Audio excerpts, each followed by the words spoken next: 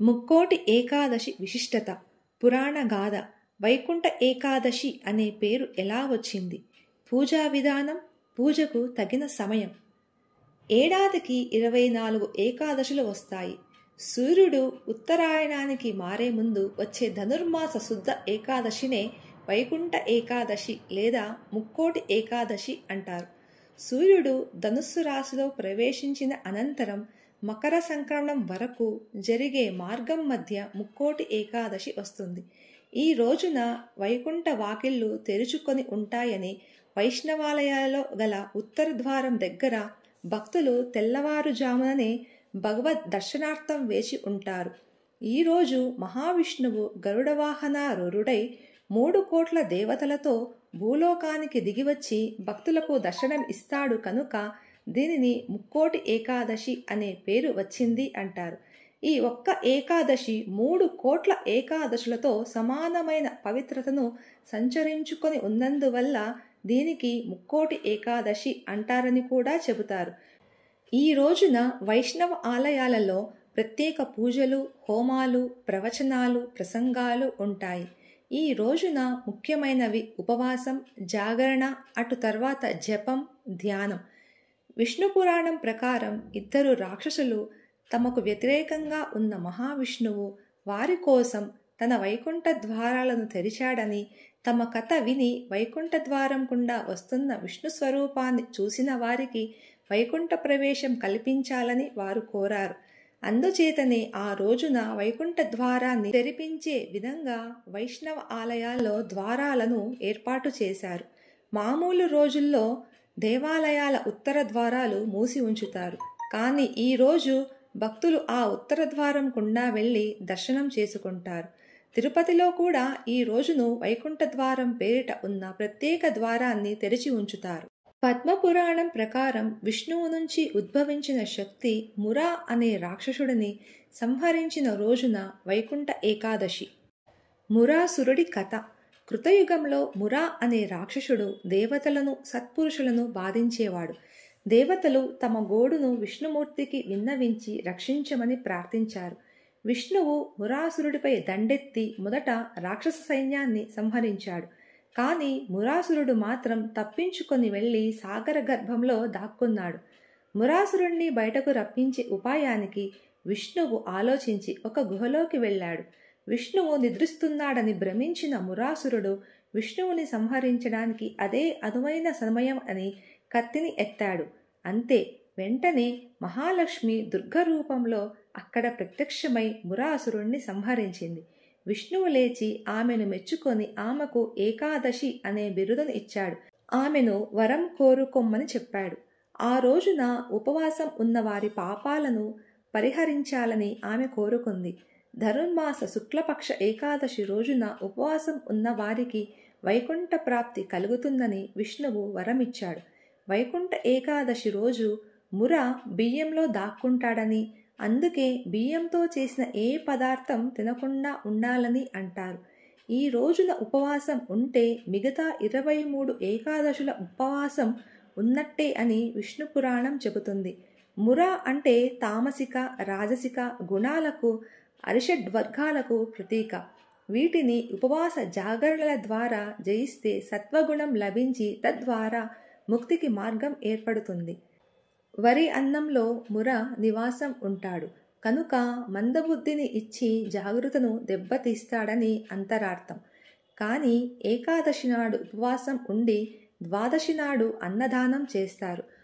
ఒక్కరోజు భోజనం చేయక తరువాతి రోజు చేయడం వలన జిహ్వకు భోజనం రుచి తెలుస్తుంది, జీర్ణాశయం మెరుగవుతుంది. వైకాననుడి కథ.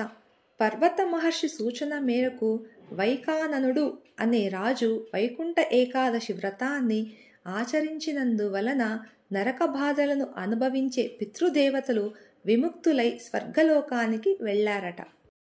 వైకుంఠ ఏకాదశి అనే పేరు ఎలా వచ్చింది? వైకుంఠ ఏకాదశి అనే పేరులో వైకుంఠ ఏకాదశి అను 2 పదాలు ఉన్నాయి. వైకుంఠ శబ్దం అకారాంత పూలింగం. ఇది విష్ణువును, విష్ణు ఉండే స్థానాన్ని కూడా సూచిస్తుంది. చాక్షస మన్వంతరంలో వికుంఠ అనే ఆమె నుండి అవతరించినందున విష్ణువు వైకుంఠః వైకుంఠుడు అయ్యాడు. అదే కాక జీవులకు నియంత, జీవులకు సాక్షి, భూతములకు స్వేచ్ఛా విహారాన్ని అణిచివేసేవాడు అని అర్థాలు ఉన్నాయి. పండుగ ఆచరించు విధానం: ఈరోజు పూర్తిగా ఉపవసించాలి. తులసి తీర్థం తప్ప ఏదీ తీసుకోకూడదు. ద్వాదశి నాడు అతిథి లేకుండా భుజించకూడదు. ఈనాడు ఉపవాసం ఆచరించిన వారు పాప విముక్తులు అవుతారంటారు. ఉపవాసం వల్ల జీర్ణాశయానికి విశ్రాంతి లభించడం ఆరోగ్యప్రదం. ఆధ్యాత్మిక సాధకుల ఆరోగ్య సుస్థిరతకు ఉపవాసము దివ్యాస్త్రం. ఔషధం సేవించేటప్పుడు అనుపానంగా చేయవలసిన పథ్యమే ఉపవాసం. లంకణం పరమ ఔషధం అనే నానుడి తెలిసిందే. ఉపం అంటే దగ్గరగా, వాసం అంటే ఉండటం. దైవానికి దగ్గరవ్వాలనేదే ఉపవాసంలోని ఆశయం. పూజ, జపం, ధ్యానం లేదా ఉపవాసం మొదలైన సాధనల ద్వారా మనస్సును మాధవుడిపై లగ్నం చేయాలి. ఏకాదశి వ్రతం నియమాలు: దశమి నాడు రాత్రి నిరాహారులై ఉండాలి. ఏకాదశి రోజు మొత్తం ఉపవాసం ఉండాలి. అసత్యం ఆడరాదు. స్త్రీ సాంగత్యం పనికిరాదు. చెడ్డ పనులు, దుష్ట ఆలోచనలు చేయరాదు. ఆ రోజు రాత్రంతా జాగరణ చేయాలి. మరుసటి రోజు ద్వాదశి రోజు అన్నదానం చేసి బ్రాహ్మణితో కలిసి భుజించాలి. వైకుంఠ ఏకాదశి ఈ సంవత్సరం శుక్రవారం జనవరి 10వ తేదీ వస్తుంది. శుక్రవారం వైకుంఠ ఏకాదశి రావడం చాలా మంచిదని జ్యోతిష్య నిపుణులు చెబుతున్నారు. ఈ రోజున ముక్కోటి ఏకాదశి రావడం సర్వశుభాలను ఇస్తుంది.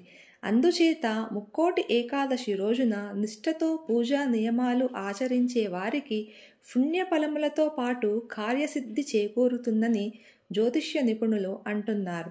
ఇంకా వైకుంఠ ఏకాదశి రోజున నిష్ఠ నియమాలతో వ్రతం ఆచరించే వారికి మరో జన్మంటూ ఉండదు అని పురాణాలు చెబుతున్నాయి.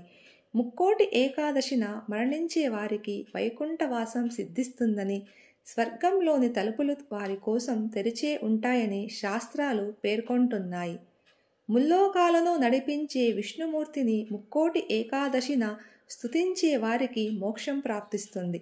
అందుచేత వైకుంఠ ఏకాదశి జనవరి 10 రోజున ఉదయం 5 గంటలకే లేచి శుచిగా స్నానం ఆచరించి పూజామందిరను శుభ్రపరిచి గడపకు పసుపు కుంకుమలు, తోరణములు, ముగ్గులతో అలంకరించుకోవాలి. ఎరుపు రంగు దుస్తులు ధరించాలి. పూజామందిరంలోని విష్ణుమూర్తి పటాలకు పసుపు, కుంకుమ, చందనం వంటి సుగంధ ద్రవ్యాలతో అలంకరించుకోవాలి. విష్ణుమూర్తి పటం లేదా విగ్రహం ముందు కలశమును పెట్టి దానిపై తెల్లపు రంగు వస్త్రముతో కప్పి టెంకాయ, మామిడి తోరణంతో సిద్ధం చేసుకోవాలి. పూజకు తామర పువ్వులు, తులసి దళములు ఉపయోగించాలి. ఇకపోతే వైకుంఠ ఏకాదశి రోజున జాజి పువ్వులతో అల్లిన మాలను విష్ణుమూర్తికి సమర్పించినట్లయితే సర్వపాపాలు తొలగుతాయని పురాణాలు చెబుతున్నాయి. అందుచేత జాజిమాలను విష్ణుమూర్తి పటానికి వేసి పండ్లను నైవేద్యంగా సమర్పించి శ్రీహరిని స్తుతించడం శుభప్రదమని పండితులు చెబుతున్నారు. ఆ రోజున ఉదయం 10 గంటల 20 నిమిషముల లోపు పూజను పూర్తి చేయాలి. దీపారాధనకు ఎర్రటి ప్రమిదలను ఉపయోగించాలి. వెలిగించే వత్తులు తామర వత్తులుగా, వాటి సంఖ్య 5గా ఉండాలి. కొబ్బరి నూనెను వాడాలి. ముక్కోటి ఏకాదశి నాడు చేసే విష్ణు పూజ, గీతాపారాయణం, గోవిందనామ స్మరణ, పురాణ శ్రవణం మోక్షప్రాప్తి కలిగిస్తాయి. ఇవన్నీ చేయకపోయినా ఓం నమో నారాయణాయ అనే అష్టాక్షరి మంత్రాన్ని 108 సార్లు జపించడం ద్వారా మీరనుకున్న కార్యాలు దిగ్విజయంగా పూర్తి అవుతాయి. ఇంకా ఏకాదశి రోజు విష్ణు, వెంకటేశ్వర స్వామి ఆలయాలను దర్శించుకోవచ్చు.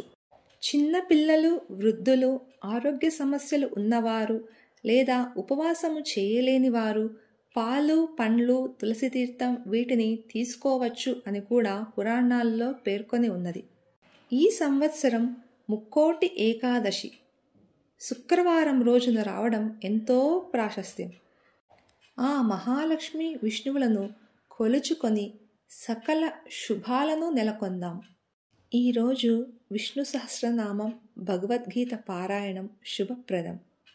ఓం నమో నారాయణాయ. ఓం మహాలక్ష్మ్యై నమః.